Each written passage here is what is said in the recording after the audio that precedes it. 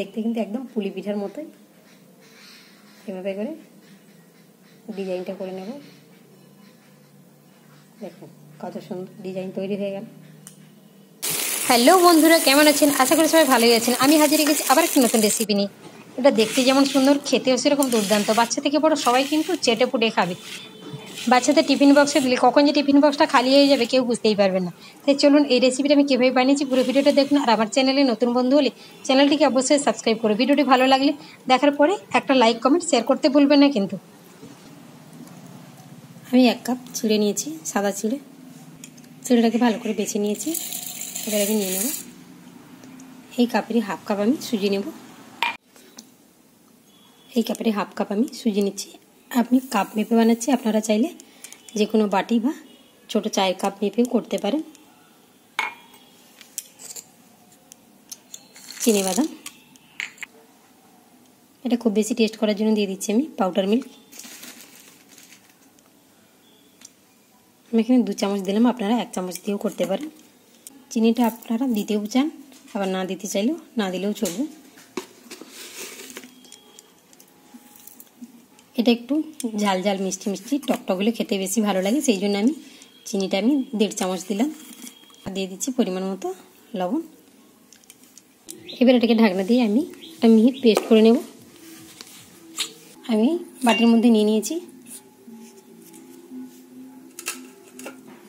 এর মধ্যে দিয়ে দিচ্ছি আমি একটু ফ্রেশ নারকেল করে, আপনারা ড্রাই কোকোনাট দিতে পারেন।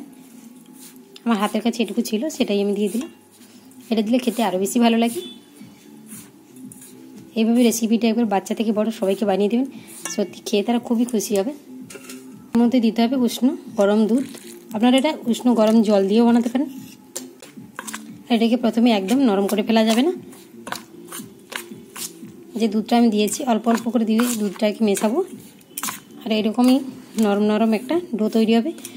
আর এরকমই নরম থাকলে একটু পরে চিড়ে আর সুজি দুধটাকে খুব ভালো মতো টেনে যাবে। এর থেকে বেশি দুধটা দেব না। এটাকে এই অবস্থায় আমি 10 মিনিট রেস্টে রেখে দেবো। আমি হাত দিয়ে মেখে নিয়েছি। মেখে এটাকে 10 মিনিট ধামা চাপাতে ঢাকা চাপা দিয়ে রেখে দেবো। ফিরে এলাম 10 মিনিট পর। ঢাকনাটা আমি খুলে দিয়েছি। দেখুন কতটা শক্ত হয়ে গেছে। এটাকে আর একটু দুধ দিয়ে মেখে নিতে হবে। দুধটা কিন্তু উষ্ণ গরম থাকতে হবে। একদমই শক্ত হয়ে গেছে। এটাকে আমি উষ্ণ গরম দুধ দিয়ে অল্প অল্প করে দুধটা দেবো, দিয়ে ভালো করে মেখে একটা সফট ডো তৈরি করে নেব। আমি এটাকে ভালো করে ঠেসে ঠেসে মেখে নিয়েছি। মাখাটা দেখুন এরকম নরম হবে। এর থেকে বেশি কিন্তু শক্ত করা চলবে না, এভাবেই নরম রাখতে হবে। আমি এর থেকে যেভাবে বানাচ্ছি আপনারা একটু দেখে নিন। আমি এরকম একটা সফট ডো তৈরি করে নিয়েছি। দেখুন ডোটা এরকমই নরম হবে, এর থেকে বেশি শক্ত হবে না। এখান থেকে একটু ছোটো করে নিয়ে নিচ্ছি, দিয়ে হাতের তালুর সাহায্যে একটু ভালো করে গোল করে নেব। আমি কীভাবে বানাচ্ছি শুধু আপনারা একটু দেখতে থাকুন। এইভাবে একটু লম্বা করে নিলাম, এর সাইডটা একটু চেপে দিলাম। যেমন আমরা পুলি পিঠে বানাই শেপটা যেরকম হয়, এর শেপটাও সেরকম হবে।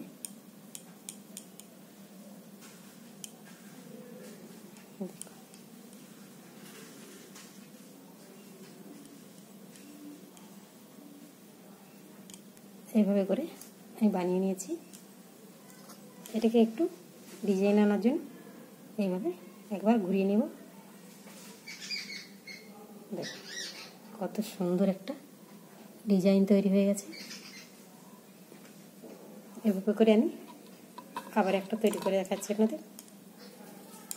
আপনারা যেমন খুশি করতে পারেন, বড় ছোট সব রকম করতে পারেন। আপনারা চাইলে এর মধ্যে পুরো ভরে দিতে পারেন।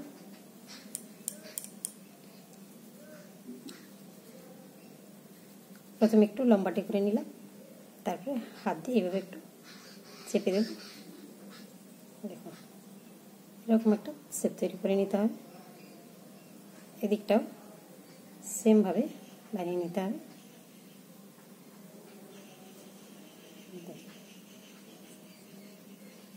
দেখতে এভাবে চেপে দেন, তৈরি হয়ে গেল। আরেকটাকে তৈরি করে নিয়েছি। এটাকে আমি একইভাবে ডিজাইন করে নিচ্ছি। ডিজাইন করে নিলে এটা দেখতে খুবই ভালো লাগে। আপনারা ডিজাইন ছাড়াও করতে পারেন। দেখুন কত সুন্দর একটা ডিজাইন আমি করে নিয়েছি। এভাবে করে আমি সবগুলোকে গড়ে নিচ্ছি। আমি সবগুলোকে বানিয়ে নিয়েছি। দেখুন কত সুন্দরভাবে তৈরি করে নিয়েছি। ডিজাইনটাও কত সুন্দর লাগছে। আপনারাও এইভাবে বানিয়ে নেবেন। এটা বানানো কিন্তু খুব বেশি কঠিন না, একদমই সহজ। তো চলুন ঝটপট এটাকে আমি ভাপিয়ে নিই। এটা কিন্তু কাঁচা রয়েছে, এটাকে ভাপিয়ে নিতে হবে। চিড়ে আর সুজি এটাকে 5 থেকে 7 মিনিট ভাপালেই কিন্তু খুব সুন্দর হয়ে যায়। আমরা থালা নিচে থালাটা একটু তেল মাখিয়ে নিয়েছি। সেই থালাটাতে আমি এক এক করে সাজিয়ে নেব। এগুলো যখন ভাপানো হয়ে যাবে এগুলো কিন্তু অনেকটাই ফুলে যাবে, তাই একটু ফাঁকা ফাঁকা রাখতে হবে, একদম গায়ে গায়ে লাগানো যাবে না। এটাকে ভাপানোর পরেই কিন্তু আমি ফ্রাই করব। আপনারা এইভাবে বানিয়ে দেবেন বাচ্চাদের। বাচ্চারা কিন্তু টিফিন বক্সটা কখন যে খালি করে দেবে তখন বুঝতেই পারবেন না আপনারা। যাদের বাড়ির বাচ্চারা একদমই কিছু খেতে চায় না টিফিনে, এইভাবে একবার বানিয়ে দেখবেন। এটাকে আমি ভাপিয়ে নিচ্ছি, বাকিগুলোকে আমি পরে ভাপিয়ে নেব। এদিকে আমি আগে থেকে জলটা বসিয়েছিলাম, জলটা আমার ফুটে উঠেছে, এটাকে আমি বসিয়ে দিলাম। এটাকে ঢাকনা দিয়ে ঢেকে আমি 7 মিনিট মতো ভাপিয়ে নেব। ফিরে আসছি 7 মিনিট পর। 7 মিনিট পর ঢাকনাটা খুলে দেখাচ্ছি আমি। দেখুন কত সুন্দর, কত বড় বড় হয়ে গেছে, প্রত্যেকটা সব ফুলে গেছে একদম। এটাকে নামিয়ে আমি ঠান্ডা করে দেখাচ্ছি।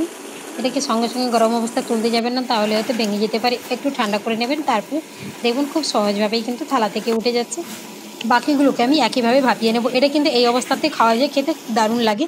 আমি এটাকে আরও একটু টেস্টি করার জন্য ফ্রাই করে নিচ্ছি। আপনারা চাইলে এটা ফ্রাই না করেও কিন্তু এমনি খেতে পারেন। ফ্রাই করার জন্য আমি এখানে কারি পাতা নিয়েছি। কারি পাতাটাকে আমি গোটা গোটা দেবো না, একটু কুচিয়ে নেব। আমি এটা ঘি দিয়ে বানাচ্ছি, ঘি দিয়ে বানালে একটু টেস্ট ভালো হয়। আপনারা চাইলে এটা সাদা তেল দিয়ে বানাতে পারেন। 1 চিমটে কালো সরষে ফোড়ন দিয়েছি, তারপরে দিয়ে দিলাম কারি পাতা। কারি পাতাটাকে খুব কড়া করে ভাজবো না। দিয়ে দিলাম 1 চামচ টমেটো সস। টমেটো সসটা আপনারা যেমন খুশি দিতে চাইলে দেবেন। এবার দিয়ে দিচ্ছি আমি একটু কালারের জন্য লঙ্কার গুঁড়ি। সব কিছুকে খুব ভালো করে মিশিয়ে নেব আমি। আঁচটাকে কিন্তু একদমই লোতে রাখতে হবে, খুব বেশি হাই দেওয়া যাবে না, তাহলে পুরোটাই পুড়ে যাবে। এবার আমি ভাপিয়ে রাখা সুজির পাস্তা বা পিঠে যাই বলুন না কেন, সেটাকে দিয়ে ভালো করে মিশিয়ে নিতে হবে। দেখুন দুর্দান্ত কালার এসে যাচ্ছে। আপনারা টমেটোর সসের পরিমাণটা একটু বাড়িয়েও দিতে পারেন, একটু কমিয়েও দিতে পারেন। এবার আমি এটাকে টক মিষ্টি ঝাল ঝাল খেতে লাগার জন্য দিয়ে দিলাম ওপর থেকে লেবুর রস। আপনারা চাইলে একটু ভিনেগারও দিয়ে দিতে পারেন। এটা খেতে কিন্তু দারুণ লাগে। লেবুর রসটা দিলে লেবুর যে একটা আলাদা গন্ধ থাকে, সেটা কিন্তু সত্যি খুবই ভালো লাগে। আর লেবুর রস দিয়ে কিন্তু খুব বেশি সময় নাড়াচাড়া করবেন না, 1 মিনিটের মতো নাড়াচাড়া করে নামিয়ে নেবেন। আমি নামিয়ে দেখাচ্ছি কেমন হচ্ছে। দেখুন দেখতে কিন্তু জাস্ট ফাটাফাটি লাগছে, আর খুব সুন্দর গন্ধটাও আসছে। ভিডিওটা ভালো লাগলে লাইক কমেন্ট শেয়ার করবেন। দেখা হবে পরের ভিডিওতে। ভালো থাকুন, সুস্থ থাকুন।